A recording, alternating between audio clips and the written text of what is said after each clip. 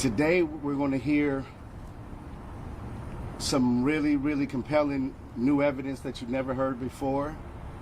Our legal team will explain all of that to you. We will have updates on Tory Lanez, Mr. Peterson, on how he's doing. It's really sad to see the situation that he's in, and we think it's time, enough is enough. It's time to bring the brother home.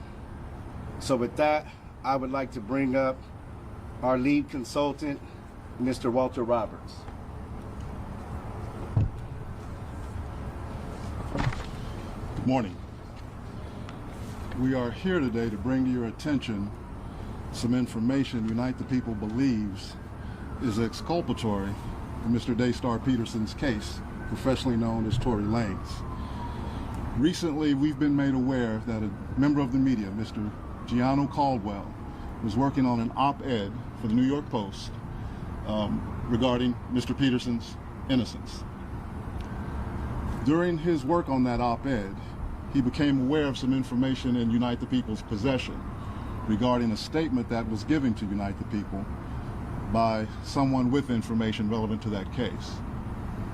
The New York Post recently reached out to the prior district attorney, George Gascon, Megan Pete and her representatives, and Kelsey Harris and her representatives.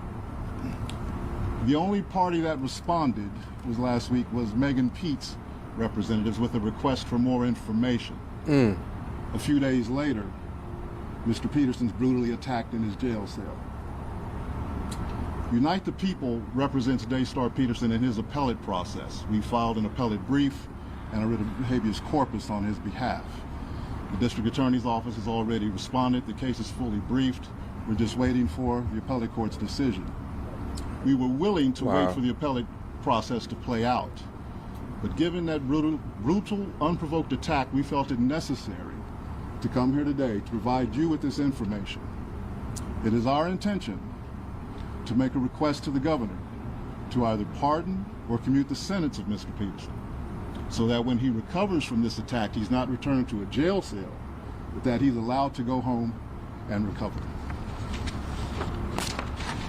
Not long ago, Unite the People was approached by a gentleman named Bradley James.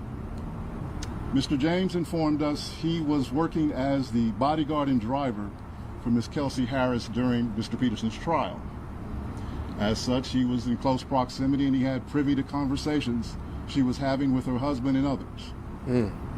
Mr. James informed us he was not under a non-disclosure agreement or a confidentiality agreement and was free to speak with Unite the People, and that he was doing it because his conscience would not let him not speak and leave a man in prison for something he did not do.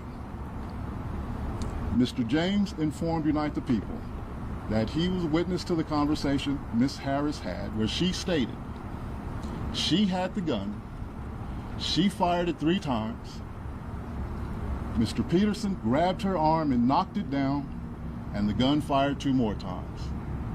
In essence, Mr. Peterson never shot anybody, never even touched that gun, never fired the gun. This statement aligns with the statement of the only non-party witness to the case, Mr. Sean Kelly, who at trial testified he saw 2 women fighting, 2 men break up the fight, 1 man grabbed the other one's arm. Gunshots came from the passenger side. The passenger side is where Ms. Harris was sitting. This further iterates that Mr. Peterson did not shoot Miss Pete, did not shoot at Miss Pete, or did not assault Miss Pete. It's just another irregularity in a list of irregularities in this case. For example, there were 3 potential suspects in the car that night, and yet the only DNA sample was taken of Mr. Peterson, even though unknown DNA was found on the gun. Why wasn't Miss Harris's DNA taken? Now, in order to receive Kelsey's testimony, she was given immunity. That's probably why a DNA sample of hers was not taken. Asking for immunity would denote that you are guilty of something. So it sounds like she wanted to put the blame on Tory the entire time, and he was the perfect fall guy for it. Or was it taken and the information simply never given to the defense? Why wasn't the driver of the car, Mr. Jaquan Smith's DNA taken? Or was it taken and again, simply not given to the defense? We don't know. It should have been taken. It is Unite the People's understanding, regular LAPD practice at a crime scene like that, anybody who's there, the DNA is taken. Another irregularity. Why, at Ms. Harris's police interview, was a non-lawyer, non-family member record company executive allowed to participate? Highly irregular situation. Normally, we see cases, strangers are not allowed in these things, but it was in this case. All of these things point to the highly irregular nature of his trial and his conviction. It is our contention that he was wrongly convicted. And while we at first were willing to let the process play out, it is our contention now that if he is not pardoned or released promptly, he may never come out. And that would be the ultimate injustice, is that he gets killed in prison for something he did not do. At this time, I'd like to bring up Mr. Gianno Caldwell, the media member who was working on that op-ed for the New York Post. Thank you. Thank you, Walter. Good morning. Thank you for coming today. My name is Gianno Caldwell. That is spelled Gianno, Caldwell, Caldwell. I am the founder of the Caldwell Institute for Public Safety at caldwellinstitute.org. I am also a member of the press for almost a decade now. I've been looking into Daystar Peterson's case for almost 6 months now, professionally known as Tory Lanez. And after reviewing the evidence, the reporting, and the legal analysis, I've come to the conclusion that Tory Lanez was railroaded by the former district attorney, George Gascon. He was also wrongly convicted. I believe if Jesus Christ was Tory Lanez's attorney, George Gascon would do whatever in his power to ensure that Tory Lanez lost that case. Tory Lanez's defense team have alleged the withholding of exculpatory evidence, prosecutorial misconduct, among other issues that I was compelled to write an opinion piece for the New York Post. It is true that last week, the New York Post editors reached out to 3 parties, one being George Gascon, Megan Pete's team, and Kelsey Harris.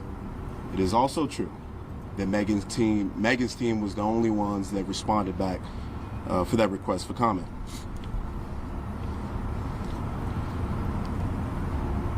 I had some glaring questions, and that was the reason for this op-ed. Things didn't make any sense to me, many issues in this case, and I was shocked by the lack of interest from the media to ask very simple questions. There were multiple people with gunshot residue on their hands that night. Why didn't all individuals have the residue tested, their DNA tested on the weapon? That's a legitimate question. What's funny is that members of the press that he was a part of wasn't asking these questions, but us over here on YouTube, we was definitely asking these questions. According to the prosecution, Tory was excluded from the clip of the gun, and according to Tory's defense team, they said DNA analysis showed that there was a 0.01% chance that Tory touched the actual gun itself. Another piece that stood out to me, the call that the prosecution alleged Tory made confessing to a crime. I listened to that call. I'm sure many of you have as well.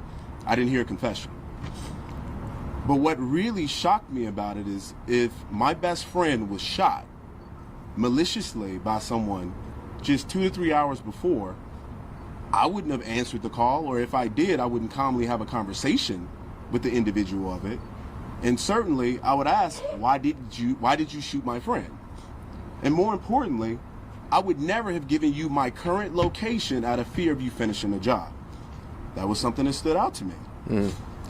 I also, in my op-ed, discussed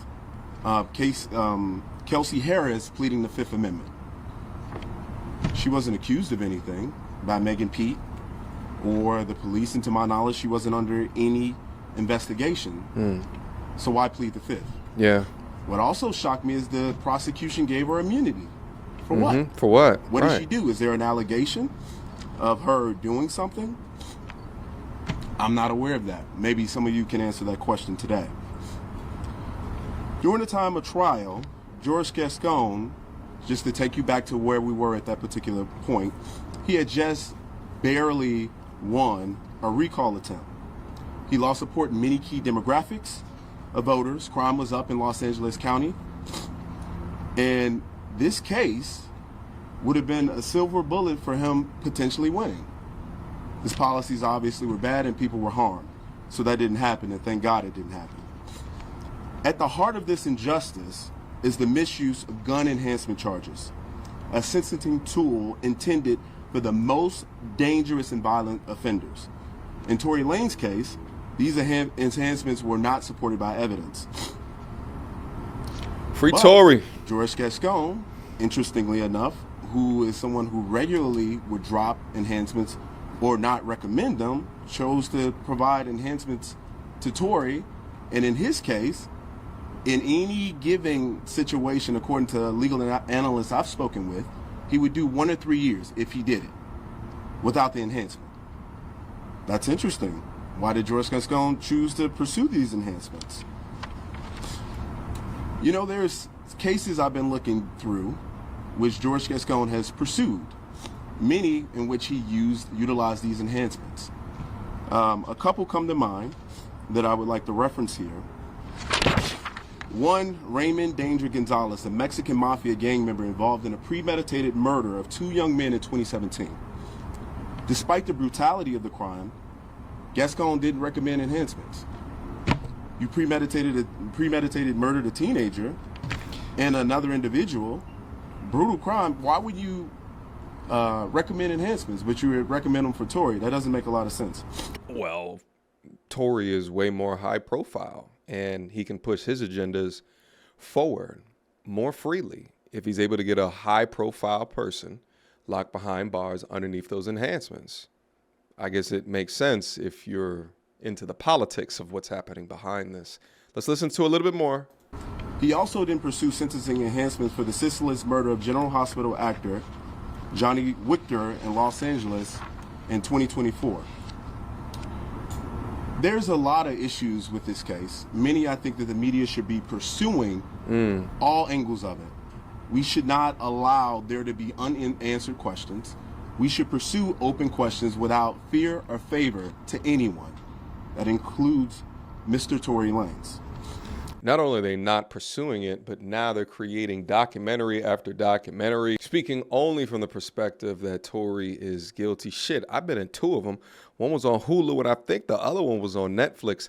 Each time I have a ton of people calling, DMing me, yo, you know you in this documentary? And the reason is because I was one of the first people that came out and said, I don't think that she's telling the truth after she did that live stream all those years ago. It's like logic is just completely gone within the society today. All that they want you to do is listen to what they're saying and accept what it is that they're saying and offer no questions, offer no critique, offer no feedback. Because at the point that you do any of those things, they will weaponize some term to label you in order to silence you. If it's not being a victim blamer, then it's being a male chauvinist, then it's being a misogynist, all because of the way that you think about the world, or specifically how you view this case doesn't adhere to their biases. This press conference is like another 45 minutes. I'm gonna leave a link to an notification box down below if you guys want to see what else that they are saying. But to conclude or to summarize what's happening right here, sounds like this brother has written an op-ed piece, which is not enough information to do a press conference like this. But the real information here is Kelsey's bodyguard overhearing something, and then Kelsey's bodyguard not wanting to keep quiet about what he overheard. It's a damn shame that he didn't step up at the time that Tory was put on trial. Tory has wasted years of his life behind bars thus far, but I'm happy at least at some point he wants to speak out, especially right after there being an attempt on his life a couple of days ago. And it was actually wild watching all over the internet, people going out their way to celebrate what was done to Tory a couple of days ago. This person wrote, whole timeline celebrating Tory Lanez getting stabbed. That's what I am talking about. You gotta think about the evilness that exists here today when people celebrate stabbings. Is it a coincidence that only a couple of days after they let the other side know that the bodyguard now has this information that he wants to come forward with, that there was an attempt on Tory Lanez's life? I don't believe in coincidences, but I'm gonna leave that question down up in the comment box for you guys to be able to discuss. But that has been your update today. And guys, let me know down in the comment box, do you think that he's gonna be legally pardoned based off of this information? I think that he absolutely should. I just wish that they had the bodyguard up on here. I wanna hear from the bodyguard. And if this is determined to be a lie, I think both of them need to take his place. All right, guys, until next time. Peace. She belongs to the street. Girl, don't hold my hand. You a mattress actress on the OnlyFans. Get your money, girl, but damn, how is that your only plan? What you gonna do when you get too old to strip and dance? Get up out your echo chamber screaming period and yes. You a low down dirty woman if you try to get knocked up by a high value man.